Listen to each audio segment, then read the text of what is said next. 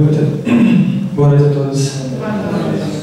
É um prazer estar aqui com vocês e que a espiritualidade amiga e o nosso Mestre Jesus possa nos guiar nessa noite.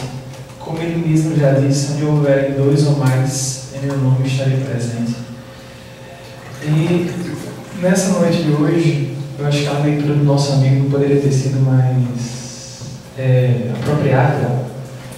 Nós vamos falar de um tema bastante que nos aflige há muito tempo, que nós poderíamos ter colocado essa palestra como as aflições. Mas, quando escolhemos o tema Somos herdeiros de nós mesmos, foi em função de uma passagem de Jesus que eu acho que nós devemos lembrar logo quando Jesus foi apresentado aos livros da lei. Conta o espírito Humberto de Campos, através da mediunidade de Francisco Xavier, que Jesus, quando foi apresentado aos doutores da lei em Jerusalém, ainda adolescente, ele causou muito espanto para eles, pela forma como ele respondia e até fornecia respostas que os próprios doutores não tinham. Isso, se nós pensarmos para os judeus, a maioridade judaica seria em todos os seus 13, 14 anos de idade, ou seja, o que hoje nós chamamos de escola, universidades, quem fazia esse papel há 2000 anos atrás eram os templos religiosos. Só que isso assustou os próprios sacerdotes. Isso assustou Maria. Conta Humberto de Campos que certa vez, logo depois dessa viagem, Maria foi visitada por Isabel, mãe de João Batista. Eram primas. E elas, conversando, como toda família em qualquer época, elas falaram das coisas da família, pessoas distantes e tal. Só que o assunto que as inquietava era exatamente esses dois seres, João Batista e Jesus. Isabel dizia que não era difícil perder de vista João Batista quando ele dava por si, ele estava embaixo de uma árvore a meditar, ou então estava a andar pelas estradas com aquele semblante pesado a meditar. Ela se preocupava com aquilo, uma criança ainda. Maria também falou que Jesus também dava essas preocupações. Quando ela perdia de vista, estava Jesus a conversar com as pessoas que passavam na rua, a consolar, estava a consolar os mendigos da rua. Então, isso as inquietava. Daí Maria conta esse episódio em Jerusalém para Isabel, dizendo que estava bastante preocupada porque temia pelo futuro de Jesus. O próprio sumo sacerdote, quando falou com Maria, logo após a conversa de Jesus, ele falou: esse menino veio para a perdição de muitos de Israel. Ou seja, isso para qualquer mãe ia produzir logicamente preocupação. Então, ela, junto a José, o que faz? Pede auxílio aos sacerdotes para que aceitassem Jesus no templo. Ser aceito no templo naquela época é como se nós ingressássemos na universidade. Ou seja, é como se nós passássemos no vestibular. Só que era muito mais difícil. Hoje nós fazemos isso com provas escritas. Lá era aquela pessoa que lhe indicava. Então, conta Maria a Isabel que nessa viagem de volta, ela ficou muito angustiada. Que apesar de todas as promessas dos doutores, aquela inquietação no coração dela ainda era muito forte. Então, logo um dia depois que eles retornam a Nazaré de Jerusalém, apenas um dia depois, Jesus chega para ela e pergunta: mãe, o que queres de mim? Por acaso eu já não provo da minha comunhão com o Pai? Ela não havia dito nada a ele. Ele percebeu a inquietação dela e chega: mãe, por acaso, o que queres de mim? Por acaso eu já não mostrei a minha comunhão com o Pai? Logicamente ela deve ter ficado o quê? Sem reação. Mas ela disse: meu filho, me preocupo com o seu futuro. Aí Jesus responde para ela: imaginemos, isso é uma criança de 14 anos. Eu já estou com o Pai. O Pai quer de nós a exemplificação do bem. Ele quer que nós façamos as melhores escolhas. E eu escolheria a melhor escola. Assim ele fala. E daí no mesmo conto verificamos que logo em seguida, isso já ao final do entardecer, Jesus chega a José e pede humildemente que ele o admitisse na oficina. Ele descreve isso dessa maneira. Ele pede humildemente que José conseguisse um emprego para ele, digamos assim, na oficina.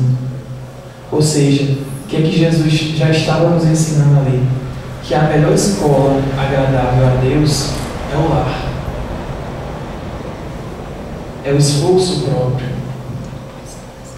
Porque ele poderia ter nascido em meio da bonança, poderia ter sido doutor da lei. Só que, como a própria leitura do nosso livro foi muito feliz, o reino de Deus não vem de culto exterior. Então, ele já nos ensinava, antes da sua pregação, digamos, oficial, aqueles 3 anos, que a melhor escola para Deus é o lar. Então, quando nós falamos em herança, somos herdeiros de nós mesmos. A herança que nós falamos aqui é essa herança que Jesus quis nos dizer. Não é herança material. Que normalmente quando nós falamos em herança, a primeira coisa que nos vem à mente é uma casa que eu deixo para alguém, um carro que eu deixo para alguém, uma quantia que eu deixo para alguém no banco. Não é dessa herança que nós estamos falando. Até porque herança é o que você pode dar.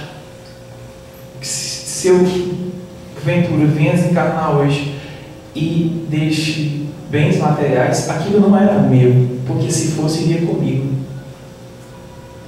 É apenas uma simples transferência. Nós, às vezes, na nossa vaidade, no nosso orgulho, achamos que possuímos as coisas. Não, mas eu trabalhei minha vida toda para conseguir isso. Ele é meu, não é seu. É apenas uma transferência. A matéria é só um instrumento que Deus nos deu para evoluirmos. Nós estamos aqui para se sobrepor à matéria e não a matéria se sobrepor a nós, que infelizmente é o que tem acontecido. Então, quando falamos aqui em herança, nossa herança, aqui nós viemos falar, nós viemos refletir hoje, é a herança moral. Essa que o nosso mundo está gritando aí. Então, não tem como falar em herança sem falar em lar. Mas de que lar nós estamos falando? Às vezes, quando nós pensamos em lar, talvez a primeira coisa que nos vem à mente seria a nossa residência, onde nós moramos. Esse é o nosso primeiro lar. Lar nós temos nosso ambiente de trabalho. Nosso ambiente de trabalho é um lar. Que nós sabemos que a convivência é uma coisa difícil. Você vai ter que ter paciência com as pessoas que não comutam da sua mesma opinião. Você vai ter que ter resignação. Você vai ter que ter benevolência. A casa espírita é um lar. Um lar que, infelizmente, ultimamente as pessoas não têm dado o devido valor. Às vezes, como nós, isso é um costume milenar nosso. Nós somos espíritos milenares de valorizar a religião sem ter religiosidade, cultuar o externo. Quantas e quantas guerras ainda existem? Os maiores genocídios que aconteceram na nossa história foi em nome do Cristo. Em momento algum, Cristo chegou aqui e disse: mate por mim. Em momento algum, ele mandou nós fazermos nada. Ele fez, exemplificou e ensinou. Quem entendeu foi e fez logo depois. Então, como nós somos um lar, nossa casa é o primeiro lar, não tenhamos dúvida. Mas o lar a que nós estamos nos referindo é um lar muito mais amplo. A nossa terra é um grande lar. Outro lar que nós cuidamos muito mal. Às vezes nós pensamos assim: mas por que eu vou cuidar se eu vou estar aqui por 70, 80, 90 anos. Isso não me interessa depois. É você estar pensando como materialista e não como um espiritualizado. Não vou dizer espírita, porque às vezes nós nos apegamos demais a nomes, a nomenclaturas. Eu sou espírita, eu sou católico, eu sou evangélico, certo? Mas o que é que a palavra tem dentro de você? Eu estou há 20 anos na doutrina. E a doutrina está há quanto tempo em você? Então, a questão do tempo, isso é muito relativo. Isso pouco importa. Pouco importa. Prova é que Jesus, quando veio, escolheu quem para propagar a sua mensagem? Pessoas simples, humildes, pescadores que antes eram de peixes, depois se tornaram pescadores de homens. Não é mesmo? Então, o lar que nós vamos falar aqui, na verdade é esse lar que é o nosso cotidiano.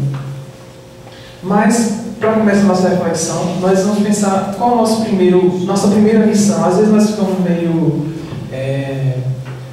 desnorteados, mas qual é a minha missão aqui?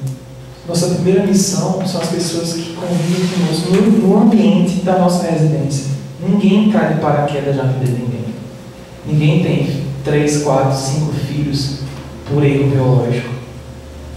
Ninguém encarna por acaso. Se nós estamos num grupo, num ciclo familiar tal, é porque não necessariamente nós queremos estar ali. Nós precisávamos estar ali. O que nós temos, infelizmente, nós estamos num mundo que ainda as famílias não são as que nós queremos. Ainda. São as que nós necessitamos. Fato é que não é raro nós pensarmos, pais e mães olharem assim, mas eu dei a mesma criação para todos, porque um enveredou para o mal e o outro é tão dócil. Nós estamos pensando de maneira muito localizada. São espíritos diferentes, são bagagens diferentes, são karmas diferentes. E nós como pais e mães, nós não somos donos do filho. Nós não somos, eles não vieram de nós. Carne vem da carne, o espírito não vem do espírito. Ou seja, hoje nós estamos na situação de filho, pai, irmão. Uma outra encarnação, seja passada, seja futura, nós podemos ser esposo, esposa, avó e neto. Ou seja, nós mudamos de locais para ir nos depurando. Hoje é necessário que eu tenha tal, tal e tal como mãe, pai e irmão. Hoje. Amanhã, isso pouco importa. Então, uma vez encarnado, nós temos que pensar que o espírito precisa de uma orientação. E os primeiros mentores do espírito encarnado são os pais. Nós temos que pensar assim, eles não são nossos, mas nós somos zeladores. Nós somos zeladores. E quando chegarmos lá do outro lado, o pai vai perguntar: o que fizeste o filho que eu te dei? E nós podemos abrir essa ideia de filhos porque às vezes quando nós pensamos em filhos, também pensamos em parentesco carnal. Saiu de mim. Não. A partir do momento que nós nos esclarecemos, nós temos a obrigação de esclarecer. Ou seja, nós somos pais e mães, do mesmo jeito. A partir do momento que eu estou aqui com alguém que eu posso dar um pouquinho da luz que me iluminou, eu estou agindo de maneira paternal de todo jeito. Então, quando falamos em pais, mães, lares, não pensemos tão pequeno. Não pensemos naquele ciclo familiar. Até porque Jesus já havia dito: a quem muito foi dado, muito será pedido. Então, essa doutrina, que é uma luz muito grande, nós temos que tomar cuidado para não nos ofuscarmos. Nós temos que usar a doutrina para nos iluminar e não para nos ofuscar. Ou seja, se eu sei, se eu já entendi, se eu já tenho na minha mente o fato da imortalidade da alma, Por que eu vou me inquietar, aliás? Por que eu vou me preocupar com coisas pequenas?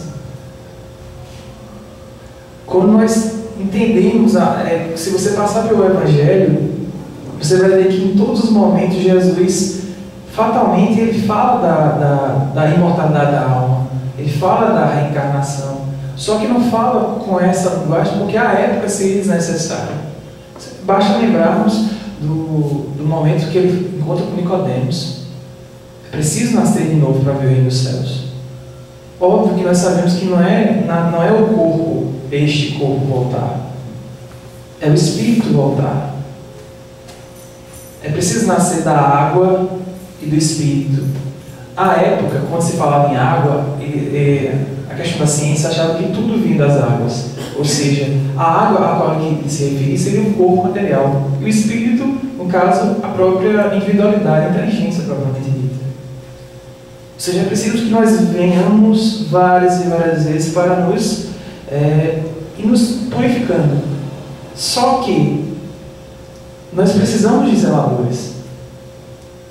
Se pais e mães fossem desnecessários, nós não precisávamos ter gravidez. As mentes nasciam pé de árvore. Se não precisasse haver orientação, nascíamos em pé de árvore. Pé de menino, pé de menina. Pronto. Mas, quando nós falamos em pais e mães, temos também que prolongar isso para fora das nossas casas. Essa educação é muito importante. Nós vemos hoje em dia, a espiritualidade já nos diz há muito tempo, nós estamos em um momento de transição.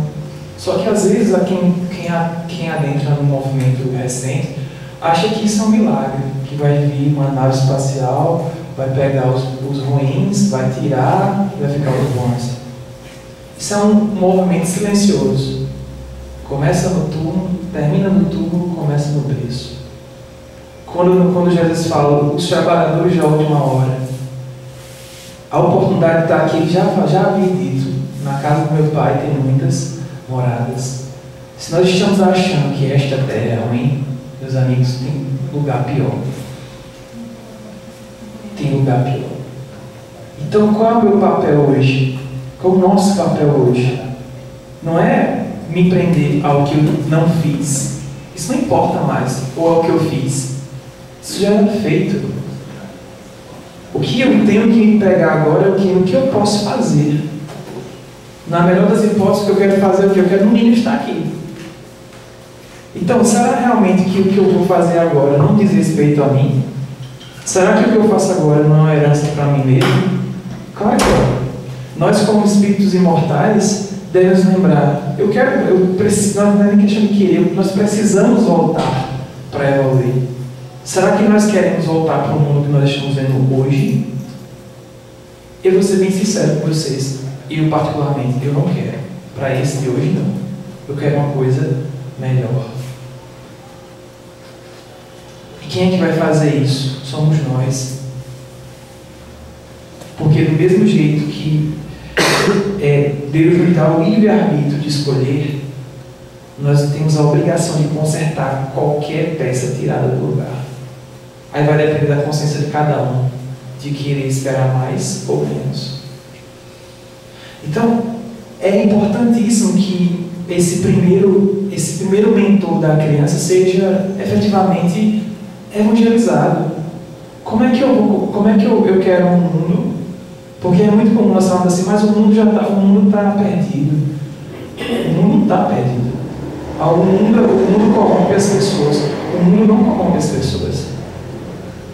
O que acontece é que ainda há no mundo pessoas que estão, não que são, tem uma diferença. Pessoas que estão corrompidas. Essas pessoas que estão corrompidas produzem uma atmosfera de corrupção. Não é o mundo que é corrupto. Somos nós que o fazemos de corrupto. E aqui eu não estou falando de corrupção política, porque isso aí para a gente já é mais que velho. E às vezes, quando se fala em política, mas o mundo está assim, as pessoas fazem. Quem é que faz o mundo? Parece até que nós não temos nada a ver com isso. O que é a rua? é a exteriorização da nossa casa. Por mais que seja difícil aceitar, o que acontece lá fora sai dentro das nossas casas. Não é nada de diferente. Ou seja, essa renovação, essa evolução tem que começar no lar. Nós não podemos largar a mão da nossa responsabilidade.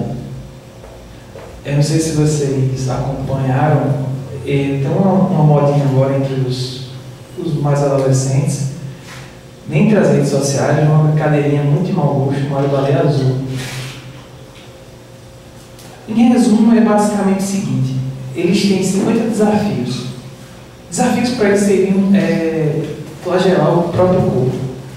Corta um pedaço disso, faz aquilo.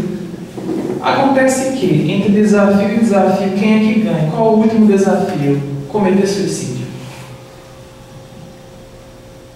Veja, cometer suicídio é o último desafio. E muitos, no mundo, isso não no Brasil não, no Brasil chegou agora.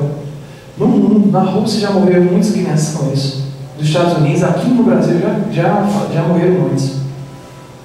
Aí nós pensamos, quem lida com jovens, por exemplo, eu sou professor, normalmente eu tenho uma faixa etária entre 15 a 20 anos. Você vê como esse pessoal está chegando cada vez mais perspicaz, mais rápido no raciocínio. O potencial intelectual deles é muito bom. Se você chega para uma criança de 3 anos e dá um telefone desse, que a gente passa 5 anos para entender, em 2 dias eles mexem para cima e para baixo, estão baixando o programa, fazendo tudo. Mas, o que acontece? Isso não faz dele um ser autossuficiente. Nós não estamos nesse nível evolutivo ainda. Então, se nós deixarmos ele por si só, com esse potencial intelectual, fatalmente ele vai ser um grande criminoso. Que as grandes mentes que fizeram mal nesse planeta são mentes extremamente inteligentes. Ninguém é perverso sem inteligência. É preciso ter muita inteligência para fazer certas coisas que nós já vimos. É preciso pensar muito para fazer, por exemplo, quando nós pensamos na época da ditadura, o tipo de tortura que se fazia. É preciso ter uma inteligência, é usar a ciência literalmente para o mal. Ou seja, será que eu não tenho essa responsabilidade? Porque nós vemos hoje, são corpos pequenos, corpos jovens, mas são espíritos milenares. E a espiritualidade, os médios sérios já vêm nos dizendo, tanto está chegando espíritos evoluídos para alavancar a nossa evolução, quanto os umbrais estão sendo esvaziados. Por quê? Porque Deus é todo misericordioso. Ele vai dar a oportunidade para esses espíritos, aquela última oportunidade de querer se redimir. Ora, se esses espíritos naturalmente já estão com aquela tendência para o erro, encontrarem uma atmosfera de erro desequilibrada, vai ser pior não só para eles, para todo mundo. Então não é de se espantar que a gente vê direto, mas só tem morte, assassinato, só tem suicídio, assaltos nos jornais. É educação. E a educação aqui não é intelectual. A educação intelectual, a ciência fez nos últimos 100, 200 anos, o que não fez em 2000. Só que, qual o problema? A ciência, o desenvolvimento moral não acompanhou o intelectual. Ou seja, hoje o que vale é ter. Mas ninguém é nada. Tem tudo, mas não é nada. Você encontra pessoas que têm tudo que o dinheiro pode comprar. Instalar os dedos em 2 horas, está do outro lado do mundo. Mas não é capaz de ganhar nada que possa preencher, nem que seja 1%. Pode estar vestido com as melhores roupas, comer na melhor comida, dormir na melhor cama, ter todos os melhores empregados à sua volta e ser uma pessoa extremamente solitária. Ou seja, isso é educação. E nós fazemos parte disso. Não temos dúvida disso. não só conosco, porque a partir do momento que nós vamos ser responsabilizados pelo que não fizemos por nós, pelo que deixamos de fazer quando podíamos para alguém. Quantas e quantas vezes nós tínhamos a oportunidade de fazer um bem para alguém e não fazemos? Isso vai ser contado. Não basta não fazer o mal. Deixar de fazer o bem também é um mal. Porque nós temos que pensar que nós não vivemos sozinhos. Nós somos uma grande família.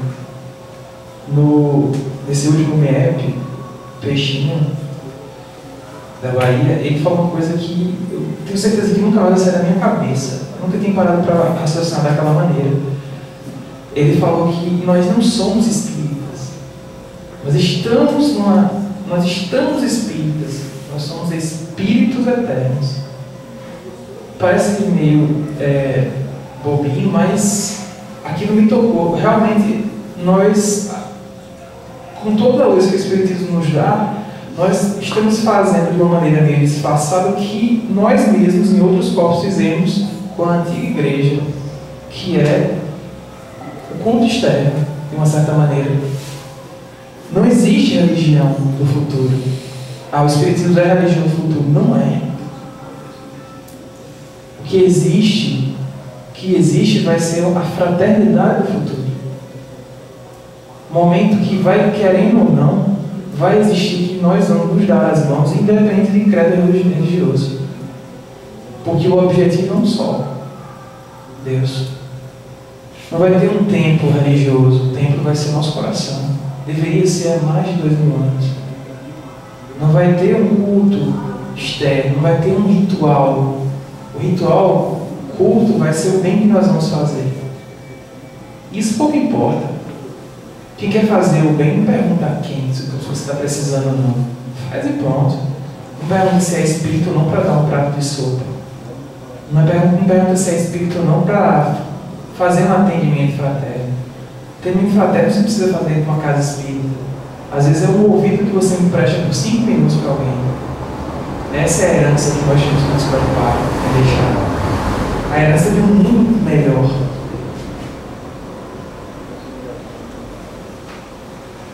Então, Paulo, quando escrevia aos Romanos, ele falou: não existe nenhuma coisa de si mesma imunda.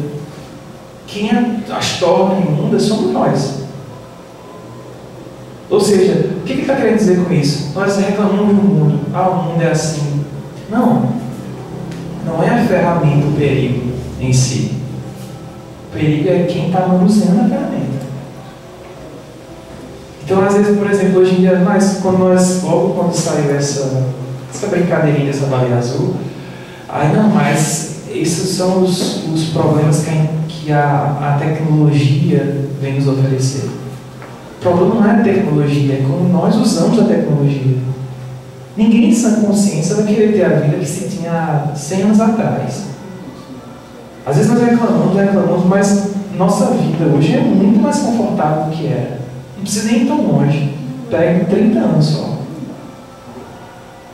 E vai chegar um momento que o trabalho braçal, como se diz, vai acabar. Porque nós vamos dar um foco para o que interessa, que é o ser espiritual.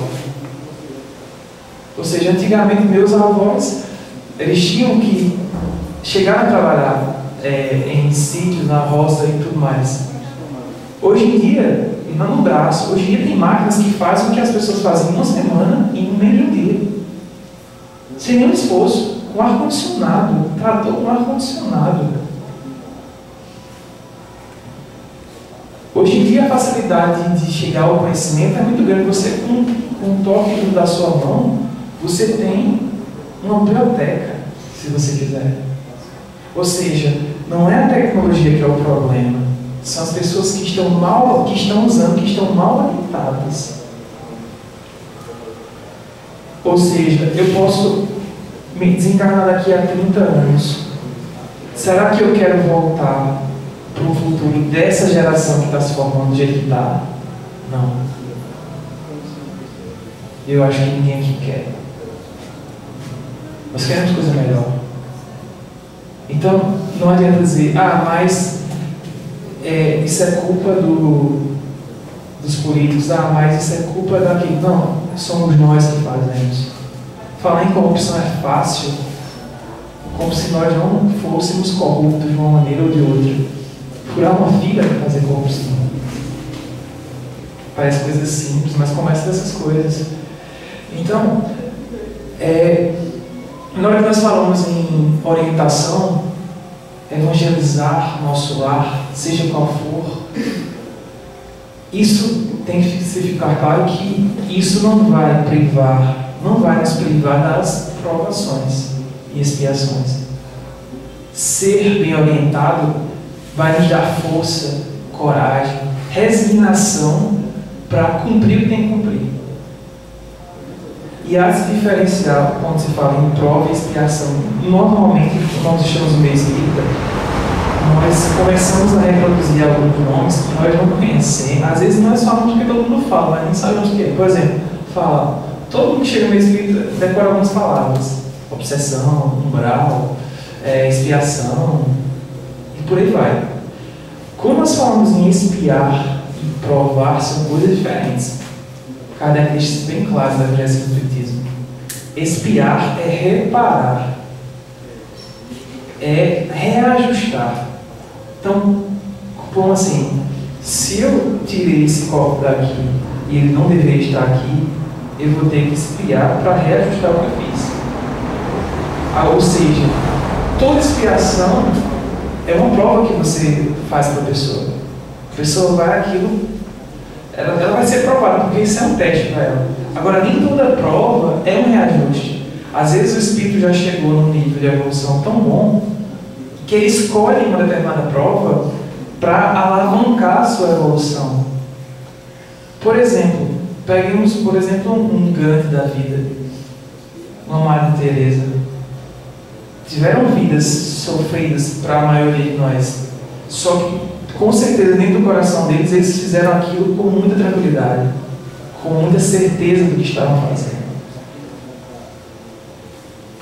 Ou seja, são esses espíritos que nós sabemos que já são evoluídos, que escolheram essa missão para fazer em uma encarnação que talvez não fizeram em 10. Isso são provas, são coisas escolhidas. Você vê que está espiando quando você reclama de tudo. Tudo que você passa, você reclama. Ninguém espia a bom gosto. Você pode ser provado a bom gosto. Espiar a bom gosto não. Sempre tem aquela reclamação. Então, nós não podemos desistir. Nenhuma tarefa no lar vai ser improdutiva. Às vezes, uma má orientação, não falando de religião, de princípios, porque princípio não tem religião, certo é certo em qualquer lugar. Isso não tem. Pode tomar casa espírita, pode tomar templo evangélico, isso não importa. Certo é certo em qualquer lugar.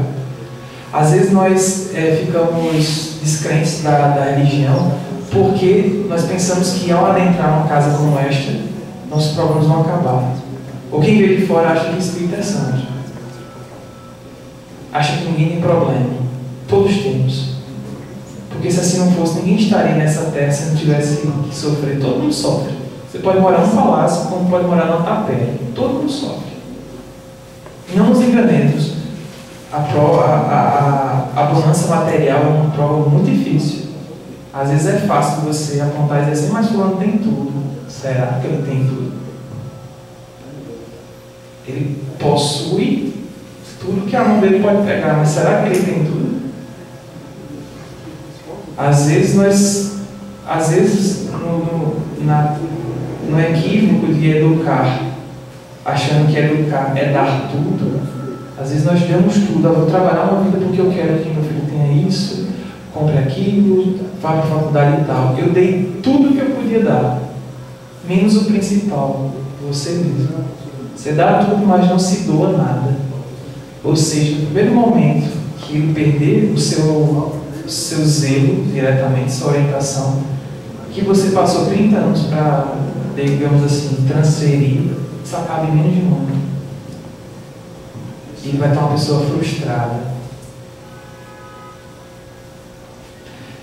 Então, Às vezes quando nós falamos assim, em aflição, isso é um grande problema, mas eu fiquei descrente da religião porque ela não explica as aflições. O Espiritismo vem nos dar essa clareza. O que o Espiritismo vem fazendo não é nada diferente do que Jesus falou.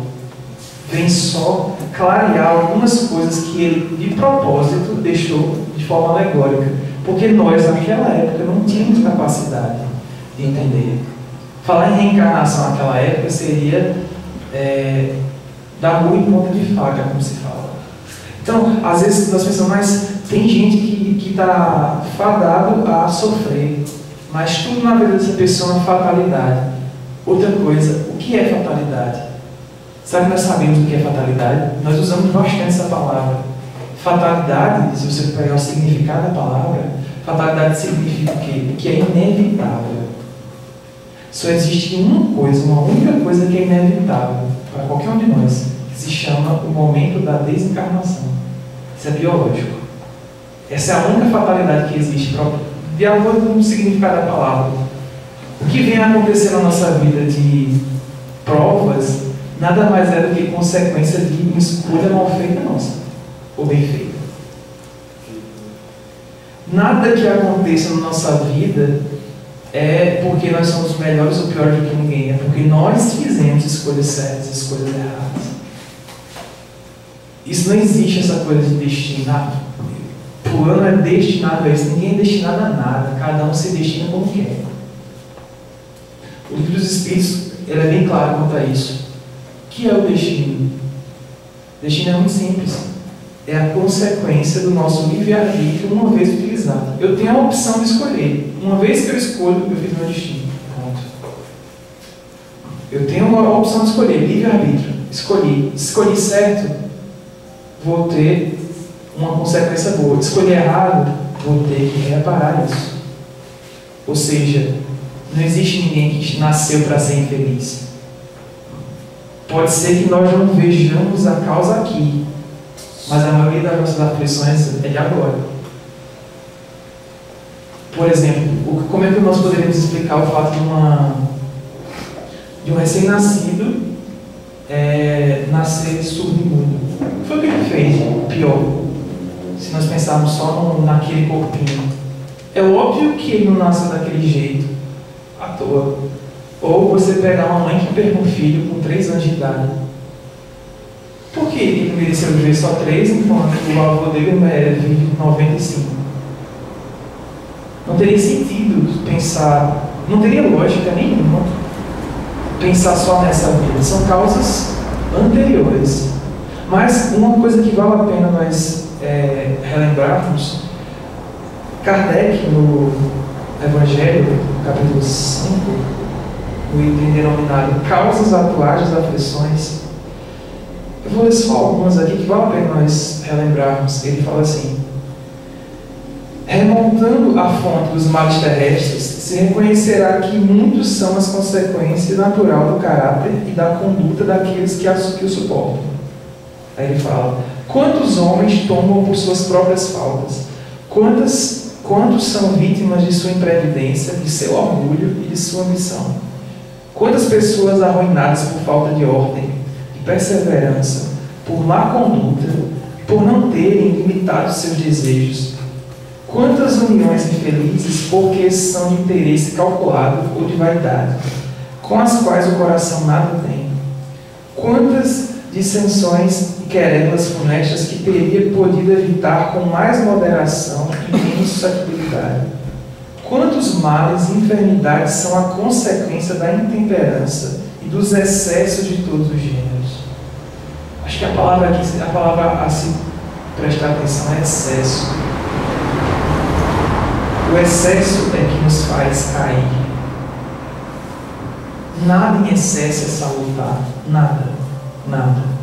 Religião não é nem religiosidade. Religião em excesso produz fanatismo. Porque religiosidade nunca vai ser em excesso. Porque quem é religioso compreendeu com o coração e não com a cabeça. Então não adianta eu saber toda a codificação na minha cabeça e parar aqui. Se não chegar aqui, são só palavras. Então, quando nós vemos essas guerras aí, é religião em excesso, ou seja, fanatismo, que a palavra se sobrepôs à mensagem. Às vezes tem gente que, se você perguntar qual é a questão da luta dos espíritos, questão número 642, eles sabem na mesma hora. Só que isso é ser evangelizado, será? Saber reproduzir. Às vezes nós apontamos esse tipo de coisa em nomes de outras religiões. Ah, mas a religião tal, eles sabem da Bíblia na mesma hora. Até de forma sarcástica. Mas e nós não fazemos isso? Ou seja, qual é a melhor forma de evangelizar alguém? É se mostrando evangelizado. A melhor, Emmanuel já dizia, a melhor forma de educar é exemplificando.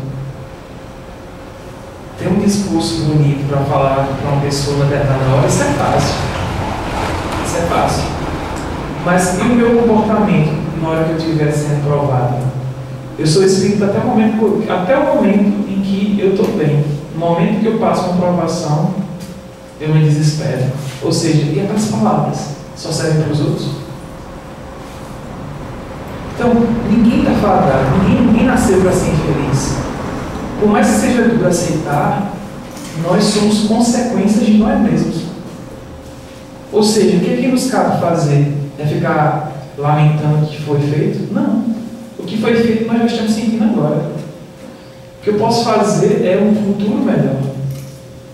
Então, se nós pegarmos lá na questão 851 dos Espíritos, ele pergunta assim, Kardec pergunta aos Espíritos: há uma fatalidade nos acontecimentos da vida, segundo o sentido ligado a essa palavra, quer dizer, todos os acontecimentos são pré-determinados, nesse caso, em que se torna o livre-arbítrio?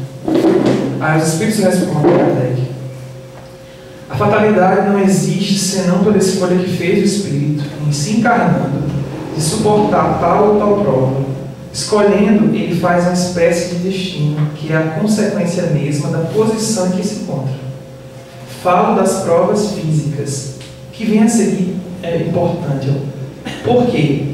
Para o que é moral e tentações, o Espírito, conservando o seu livre-arbítrio sobre o bem e sobre o mal, é sempre senhor de ceder ou resistir. Veja, isso é uma passagem bastante importante, vou até ler de novo. Por quê? Para o que é moral e tentações, o Espírito, conservando seu livre-arbítrio sobre o bem e sobre o mal, é sempre senhor de ceder ou resistir. Ou seja, não existe tentação grande demais, existe vontade que é pequena demais. Não existe tentação irresistível, existe falta de vontade de resistir. Por quê? Porque nós temos que nos enxergar como pessoas que estão errando. Ou seja, o orgulho da gente não deixa de fazer isso. Mas quando nós começarmos a ver isso e lembrarmos que, por mais que nós vivamos aqui, se eu durasse 200 anos na carne, ainda assim isso não é nada perto do que nós somos. Nada. Nada, nada. É o mesmo que você pensar o que é um segundo em 300 anos. Ainda é uma comparação pequena. Que é um grão de areia em toda a terra que existe nesse planeta. Ainda é uma comparação pequena. Muito pequena. Então, ninguém é destinado à infelicidade. Nós somos herdeiros de nós mesmos. Ou seja, qual o nosso papel de aqui para frente? Não é olhar o que não foi feito, é fazer o que deveria ter sido feito.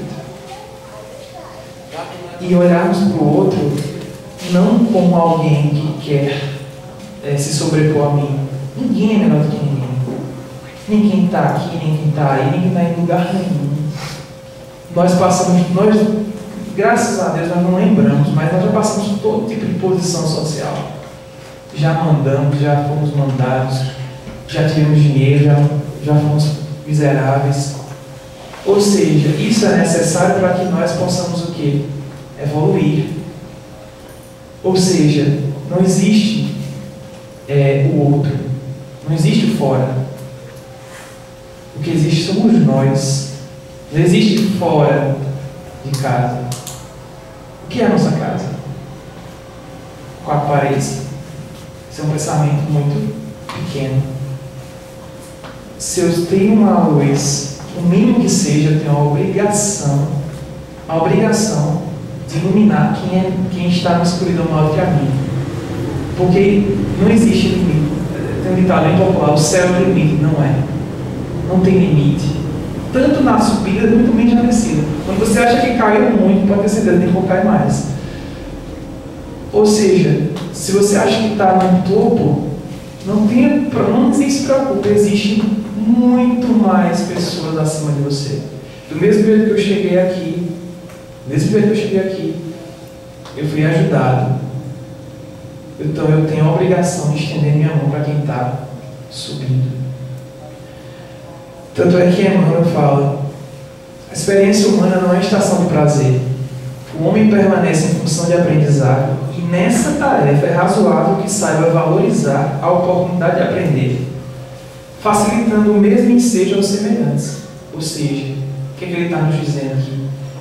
Está nos dando um alerta da nossa obrigação de nós para conosco. Tem uma história bastante curiosa de Chico, que certa vez ele estava num grupo de amigos que eles estavam falando sobre as oportunidades que a natureza em si dá para nos ensinar. Às vezes nós não prestamos muita atenção nisso, mas às vezes é animal de estimação em casa.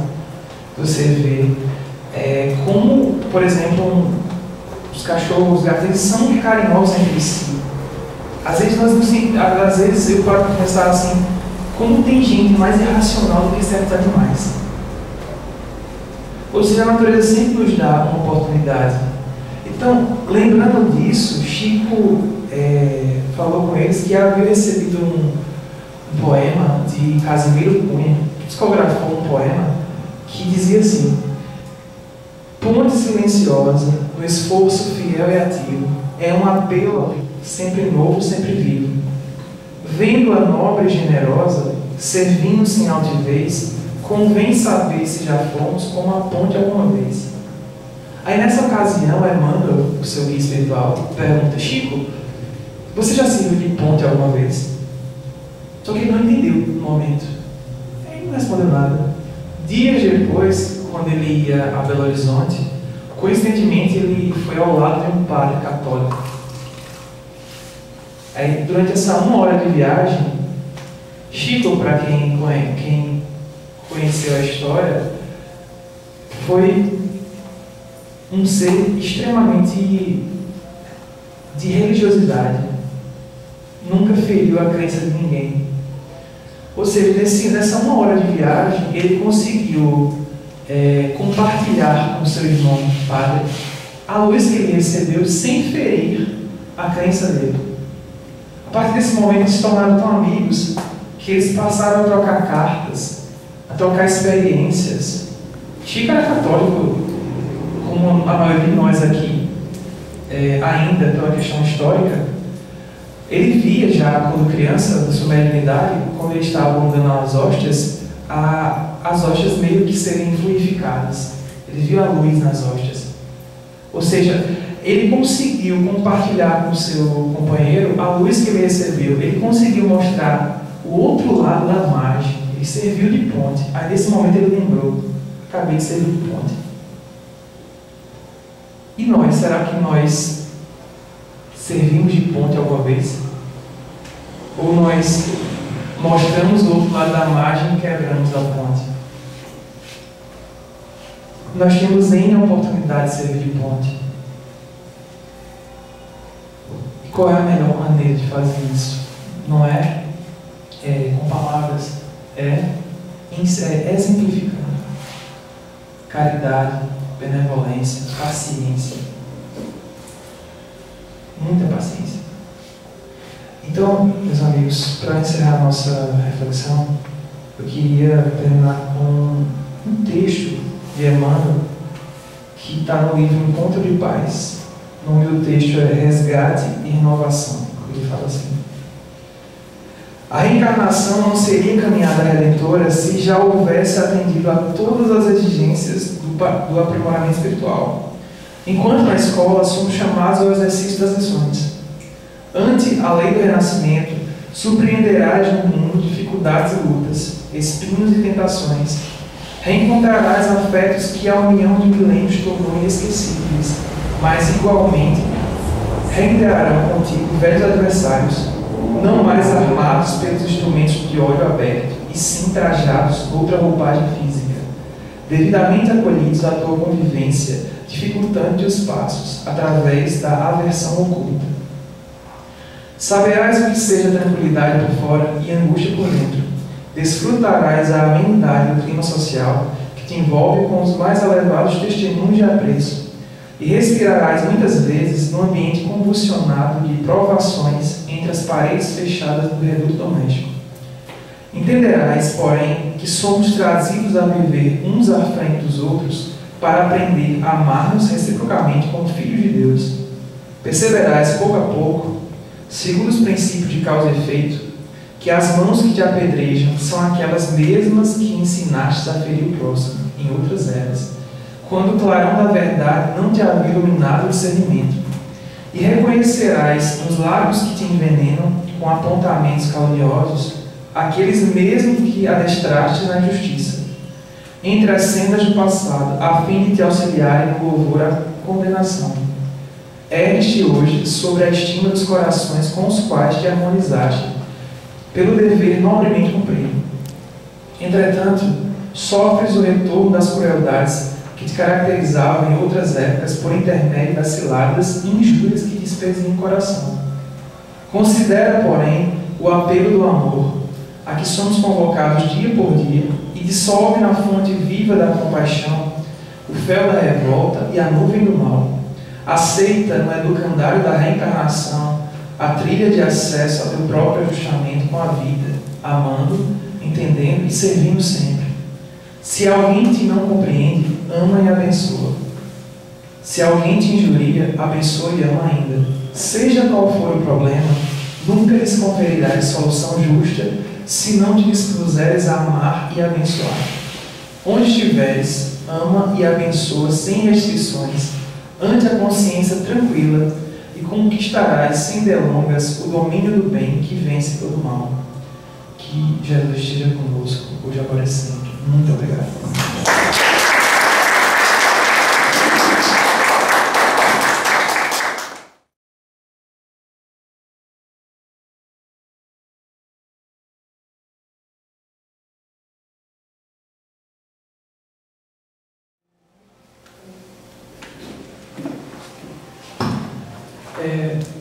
Nosso amigo, ele falou uma coisa que foi interessante. Realmente, educar não é repassar. Quando nós falamos em educação, infelizmente, nós estamos falando em troca de informações, mas na verdade deveria ser um intercâmbio de relação, na verdade. Porque quando se fala em educar, e não só crianças, porque existem muitos adultos que precisam ser educados, principalmente espiritualmente. A questão é que nós temos que ver o outro, não temos que ver o outro como uma pessoa que tem as mesmas fragilidades que nós temos. Então, às vezes nós nos perguntamos, mas qual é o meu papel aqui? Reclamar é muito fácil. Em se tratando de educação, eu digo por experiência de profissão, quanto nós temos pessoas dentro do meio que reclamam. Mas eu vejo da seguinte maneira, que talvez hoje eu não veja uma oportunidade melhor de evangelizar do que uma sala de aula. Não chegar numa sala de aula para dizer, para falar de religião, sim de falar, para educar moralmente. Isso é independente de religião. Você dar exemplos. Porque essa geração que chega está muito disso. Começam as coisas, aí se desenvolve outra coisa, deixa para trás, aí começa outra coisa. Quando pensar que não, chega aos seus 40, 50 anos, de pedaço em pedaço não fizeram nada. ou seja, meio que queimaram a encarnação. Daí a nossa importância. Como é que eu posso orientar alguém a entender que a vida é de ciclos, que precisa de começo, meio e fim, se eu mesmo não o faço? Então eu entendo isso dessa maneira, que é parte mais do que nós fazemos do que nós dizemos para fazer. Essa coisa de faço o que eu digo e não faço o que eu faço não existe. Isso é demagogia. Faço o que eu faço porque eu faço o correto. Essa tem que ser a nossa filosofia. Porque quando for assim, com essa ideia da imortalidade, nós nunca vamos deixar de fazer. Porque é exatamente a ideia do materialismo muito arraigada na cabeça da gente que faz a gente querer pegar tudo ao mesmo tempo. Como se pudesse sair do que somos hoje a anjo em 90 anos de vida. Não vai fazer isso. Ou seja, vamos ser várias e várias vezes. Então, até onde eu posso? João de Anjos já falava, conhece a ti mesmo.